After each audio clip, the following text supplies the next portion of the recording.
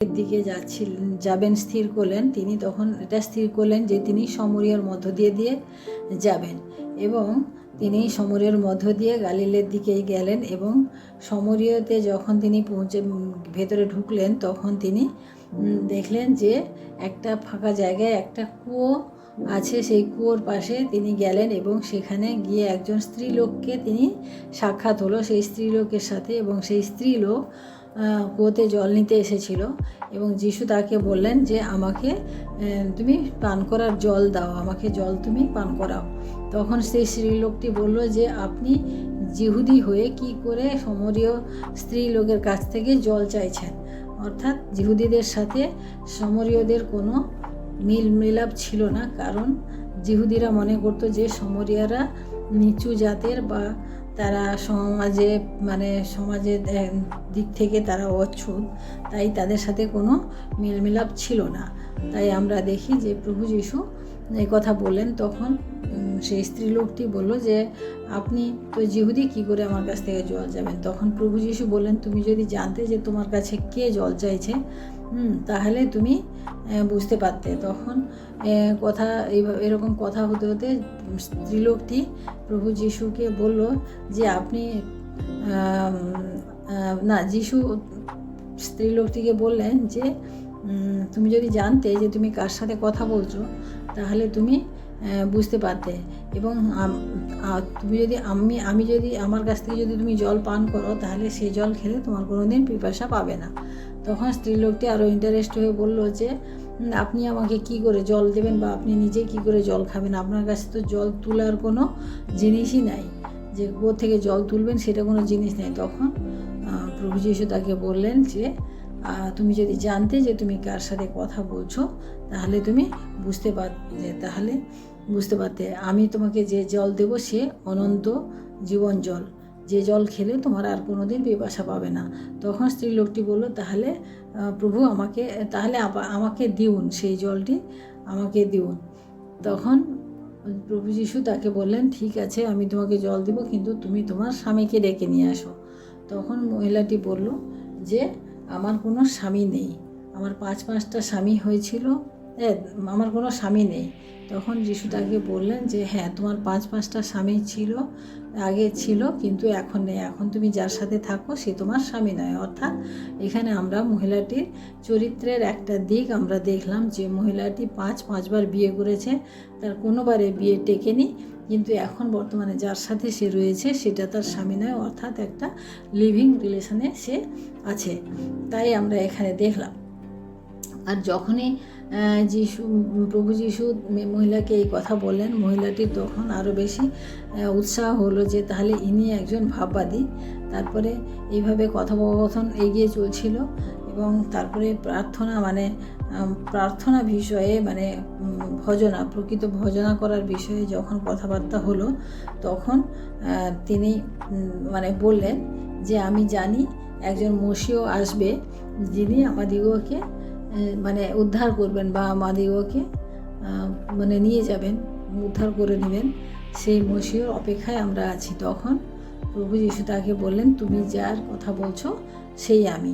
তখন সেই মহিলা কি করলো যে তার কলসিটি সে ফেলে, যে কলসিতে জল নিতে এসেছিল সেই কলসিটি ফেলে দিয়ে সে ওই নগরের দিকে চলে গেল এবং নগরে গিয়ে সবাইকে বলল যে আমি একজন লোকের সাথে আমার সাক্ষাৎ হয়েছে যিনি আমার সমস্ত পুরাতন কথা, আমার সব কথা বলে দিয়েছে এবং আমার মনে হয় তিনি একজন ভাববাদী, তোমরা সবাই চলো দেখবে। তখন গ্রামের সবাই লোক যিশুর কাছে এসেছিল এবং এসে যিশুর কাছ থেকে যিশুর কথা শুনে তারা প্রত্যেকে যিশুকে গ্রহণ করেছিল এবং সেখানে যিশুকে আরও 2 দিন থাকার জন্য তারা অনুরোধ করেছিল। যিশু আরও 2 দিন সেখানে ছিলেন, তারপরে তিনি সেখান থেকে পরে গালিলে চলে গেলেন।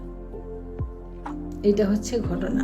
এই ঘটনা থেকে আমরা বিশেষ করে যে শিক্ষা পাই, আজকে আমরা এখান থেকে আমরা কি শিক্ষা লাভ করব সেটাই আমি আজকে এখানে বলছি।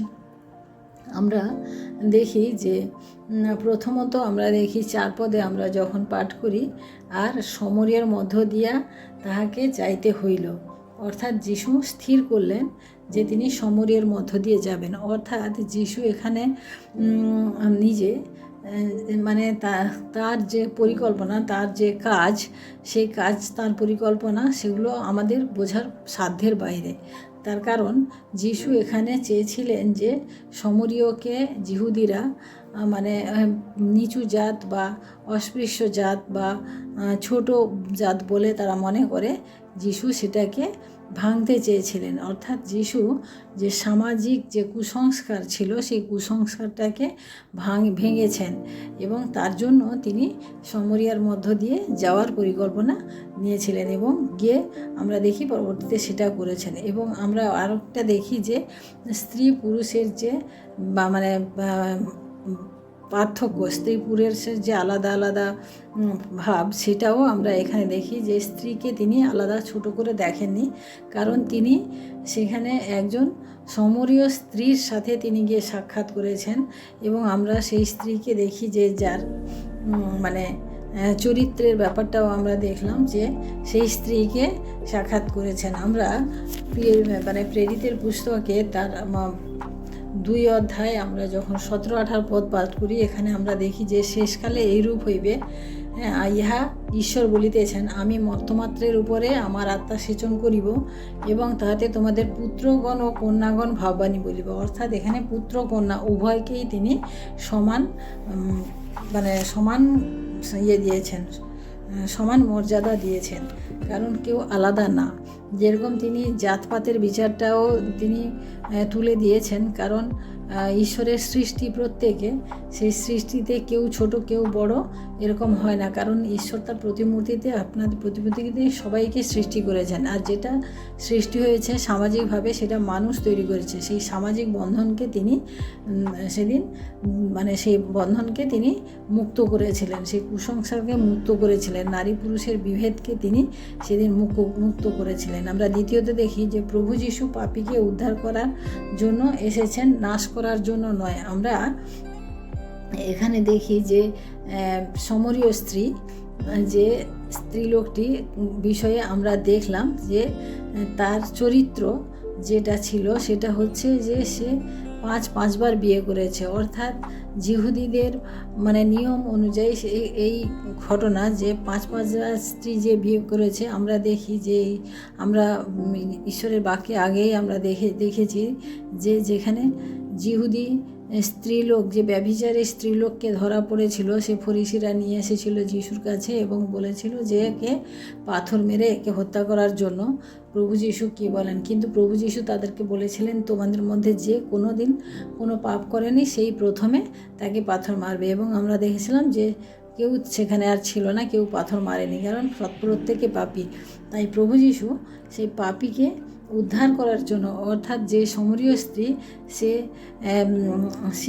সমাজের দৃষ্টিতে একজন পাপী মহিলা ছিল আমরা দেখি, কারণ সে যখন জল নিতে এসেছিল সেই সময়টা ছিল দুপুরবেলা, অর্থাৎ বেলা অনুমান 6ষ্ঠ ঘটিকা, অর্থাৎ দুপুরবেলার সময়, কারণ দুপুরবেলা রোদের মধ্যে কেউ জল নিতে আসে না, কিন্তু সেই স্ত্রীলোককে আসতে হয়েছিল। তার কারণ হচ্ছে যে সে জানতো যে তার যে চরিত্র বা তার যে জীবনযাপন, সে তাতে অন্যেরা খারাপভাবে দেখবে এবং খারাপভাবে তাকে ইঙ্গিত করবে, খারাপভাবে তার সাথে আচরণ করবে। তাই সে সেই সময়টাকে বেছে নিয়েছিল সেই রোদের মধ্যে। আর যিশুও ঠিক সেই সময়টাই বেছে নিয়েছিলেন তার সাথে সাক্ষাৎ করার জন্য। অর্থাৎ যিশু পাপীকে কখনোই নাশ করেন না, কিন্তু উদ্ধার করার জন্য আসেন। আমরা দেখি যে সেই সমরীয় নারী যখন যিশুর সাথে সাক্ষাৎ হলো, সে কিন্তু তার যে নিজের জীবনের জন্য তার কিন্তু কোনো ভয় বা কোনো মানে কোনো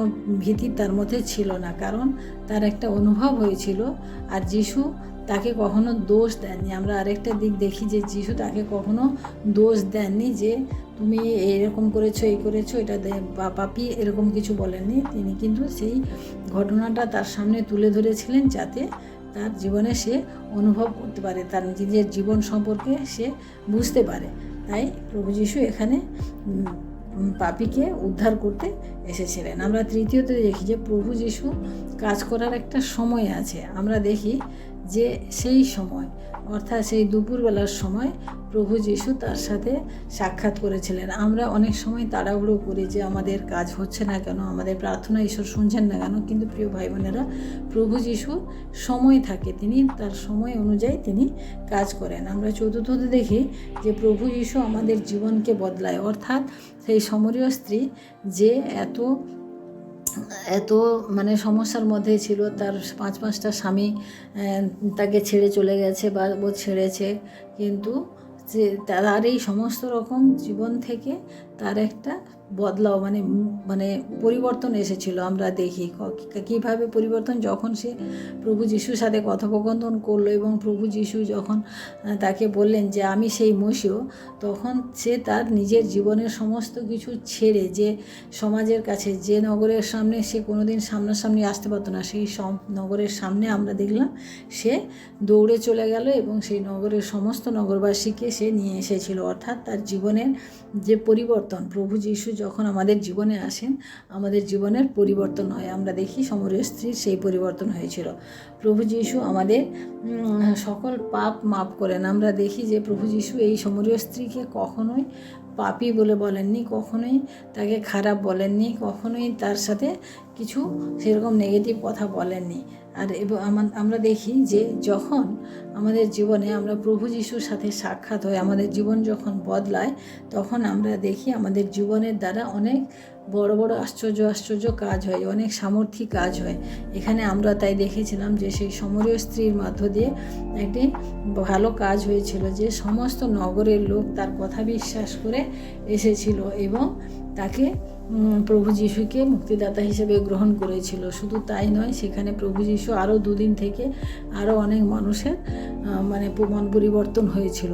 আমরা দেখি তারপরে 2 দিন পরে তিনি চলে গেছিলেন। আমরা দেখি যে এইভাবে যখন যিশু আমাদের জীবনে আসে, আমাদের জীবন কিভাবে পরিবর্তন হয়। আমরা যখন দেখি যে পিতর যখন প্রভু যিশুকে 3 বার অস্বীকার করলো, 3 বার অস্বীকারের পরে সে যখন প্রভু যিশুর কাছে ক্ষমা চাইলো বা তার ভুলটা সে বুঝতে পারলো, এবং তারপরে সে যে প্রভু যিশুকে পেল, তারপরে যে প্রভু যিশুকে পেল, সেখানের ক্ষেত্রে দেখি যে পিতর একদিনে 3000 লোকের মন পরিবর্তন করেছিল।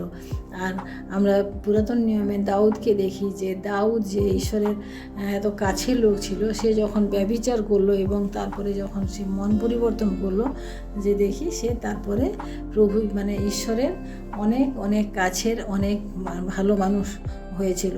তাই আমরা দেখি যে প্রিয়, আমরা যখন প্রভু যিশুর কাছে আসি, আমাদের সমস্ত অপরাধ, সমস্ত পাপ তিনি ক্ষমা করেন, তিনি আমাদেরকে উদ্ধার করেন পাপ থেকে, তিনি আমাদের মধ্যে সমস্ত কুসংস্কারের বেড়াজালকে তিনি ভেঙে দেন, তিনি আমাদের জীবনে সমস্ত পরিবর্তন নিয়ে আসেন, আমাদের জীবনকে তিনি পরিবর্তন করেন। তাই আমরা আজকে এই সমরীয় নারীর জীবন থেকে প্রভু যিশুর সাথে তার সাক্ষাৎকারের মধ্য দিয়ে আমাদের জীবনেও আমরা আমাদের যিশুকে আমাদের জীবনেও আমাদের নিয়ে আসি, আমাদের জীবনের সাথে তার সাক্ষাৎ করায়, কারণ তিনি আমাদের জীবনে একমাত্র পরিবর্তন আনতে পারেন, তিনি আমাদেরকে পাপ থেকে রক্ষা করতে পারেন, তিনি আমাদের জীবনে অনেক আশ্চর্য কাজ করার জন্য সাহায্য করতে পারেন। কারণ সেই সমরীয় নারী যে কোনো দিন সে সমাজের সম্মুখে দাঁড়াতো না, সে সেই সমাজের লোকদেরকে মন পরিবর্তন করতে সাহায্য করেছিল। তাই আসুন আমরা আজকে প্রার্থনা করি, ঈশ্বরকে ধন্যবাদ দিই। Hallelujah, hallelujah, hallelujah. মহান প্রেমময় পিতা, তোমার মহান নামের ধন্যবাদ প্রশংসা করি প্রভু, তোমার এই সুন্দর বাক্যের মধ্য দিয়ে প্রভু আজকের এই দিন আমরা শুরু করলাম প্রভু। তাই তোমায় ধন্যবাদ করি প্রভু। প্রভু গো, তুমি আমাদের জীবনে সমস্ত গ্লানি তুমি দূর করো প্রভু, এবং তুমি আমাদেরকে প্রভু সমস্ত কুসংস্কার থেকে, আমাদের মন থেকে তুমি দূর করো, আমাদের জীবনের সমস্ত পাপ থেকে তুমি আমাদেরকে উদ্ধার করেছো, আমরা বিশ্বাস করি প্রভু। এবং তুমি আমাদেরকে যে স্বাধীন জীবন দিয়েছো, সেই জীবনে প্রভু আমরা যেন তোমাকে সামনে রেখে তোমার পথে আমরা যেন চলতে পারি, তুমি আমাদেরকে সাহায্য করো। যেভাবে সমরীয় স্ত্রী তার নিজের জীবনকে পরিবর্তন করেছিল প্রভু, আমরাও যেন সেভাবে আমাদের জীবনকে পরিবর্তন করি এবং আমাদের জীবনের সামর্থ্যে পরিপূর্ণ করি। তাই ধন্যবাদ করি প্রভু গো। আমরা আমাদের প্রভুর সামনে আজকের এই দিন আর একটিবার সমর্পণ করি। আমাদের জীবনে তিনি আমাদের ওকে সাহায্য করবেন, আশীর্বাদ করবেন। তাই ধন্যবাদ করি প্রভু, তোমার মহান গৌরব করি, তোমার নামের প্রশংসা করি। আজকে সারাদিনে ভার তোমার হাতে রাখি, তুমি দয়া করো, সাহায্য করো। সমস্ত মহিমা গৌরব প্রশংসা তোমাকে দিয়ে এই বিনতি প্রার্থনা চাই আমাদের মুক্তিদাতা ত্রাণকর্তা প্রভু যীশু খ্রিস্ট তোমারই নামে, আমেন। সবাইকে জয় যিশু। সবাই ভালো থাকবেন, সুস্থ থাকবেন। আজকের দিনটি সবার শুভ হোক। জয় যিশু।